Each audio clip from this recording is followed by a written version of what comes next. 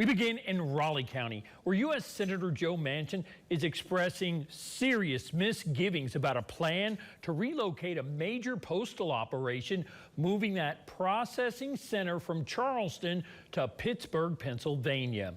The senator's remarks were part of his keynote speech as the guest speaker at the West Virginia Postal Workers Union Spring Seminar.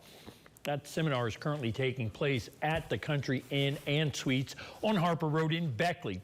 Now, while addressing the crowd of local postal workers today, the senator spoke on that plan, and it's a decision actually to downgrade the Charleston Processing and Distribution Center, then merge its operations with the center in the Keystone State, a move that will impact workers here in West Virginia. If the Postal Service can operate within the guidelines and the money that we administer to them or appropriate for them, that's the purpose. If they're trying to show that this is more profitable than that's more profitable and you're going to cut out one service versus the other, that's the private sector mentality. It's not the public service mentality. That's what bothers me.